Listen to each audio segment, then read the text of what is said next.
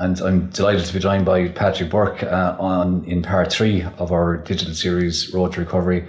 Patrick, thanks a lot for joining us. It's been a very interesting few months. Oh, Peter, it has. I'm delighted to be here at this stage, to be honest with you, Peter, and that because we were all pulling our hair out there for the last 12 weeks, and there's only so much you can do around the garden and around at home and voluntary work and this type of thing. So we spent the last couple of weeks tidying up the fronts and insides of the shops and things like that. And now that we're back and we're back in force, and our full staff are with us. Every familiar face that we had before we closed is back with us, and everybody is just as delighted as I am to be back. And I woke up at 5 o'clock on the first morning, and I hopped out of bed. I was, totally delighted, Peter. Totally delighted. In situations like this, Patrick, do you see issues, but possible opportunities as well? And what choice do people have? We've got to try to deal with this. Yeah, look at Peter, my glass is always half full. That's the phrase I always use.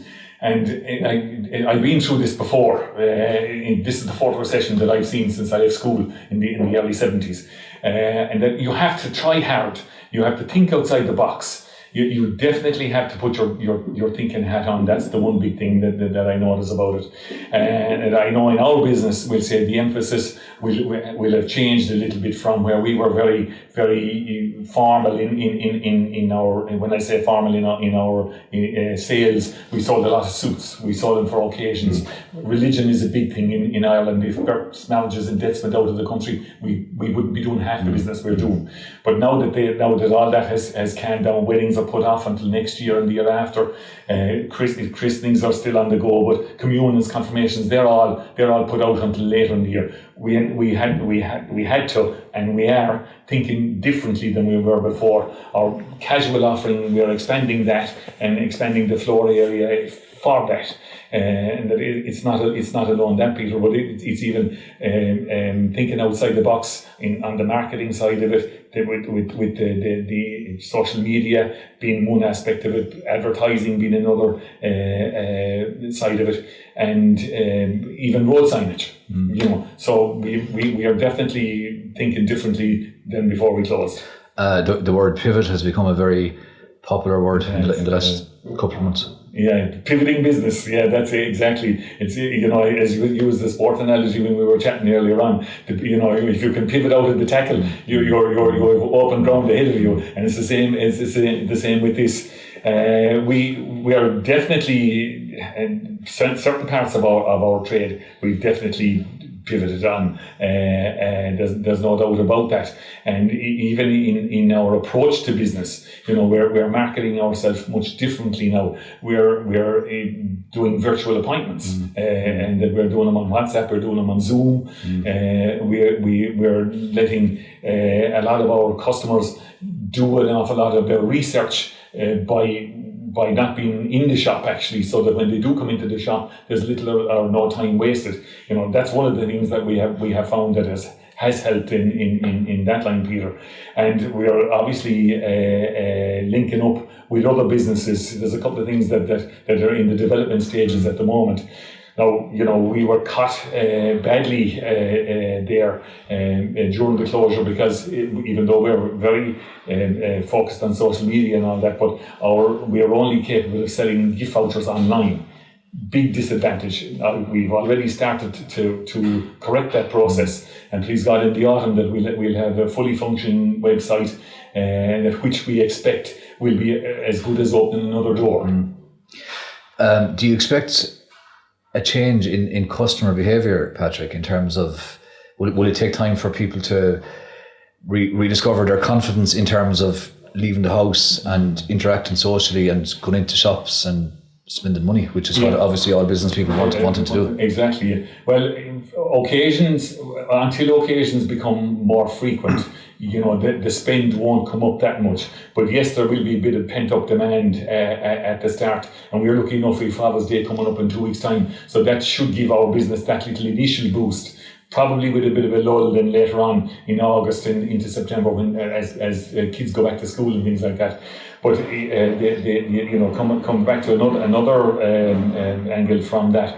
what we're noticing from articles that we're reading and from the bit of market research we're doing, we're like everybody in the shop we've sat down and had a long discussion with everybody on their attitudes, on their parents' attitudes, their friends' attitudes, their family attitudes, and roughly every 10 years we're finding that the attitude is different. Right. Yeah, it's very interesting. The mid-50s upwards. And in particular, the early 60s and mid 60s, and that they're the generation or the decade that's more concerned about the 2 meter and the distancing, the various guidelines of it. Exactly. When you come back every 10 years, you come back along from that. I mean, you can see it from social media. Young people are grouping together at every hand's turn.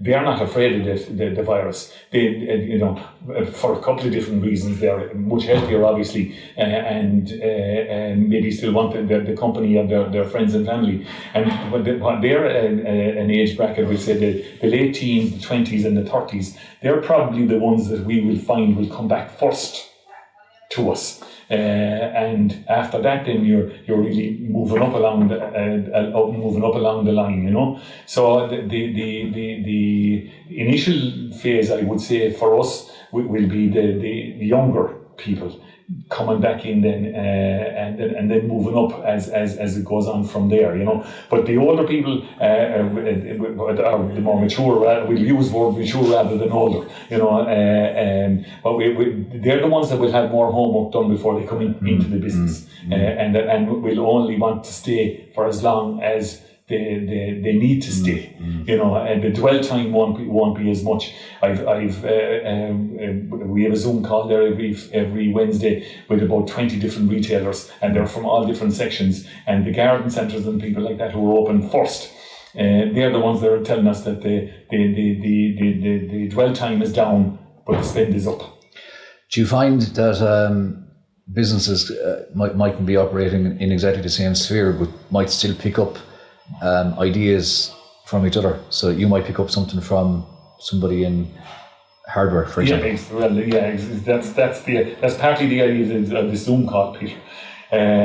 With us, it's a regular occurrence and has been on a Wednesday, and we are all gleaning bits from each other. We're gaining bits of information all around.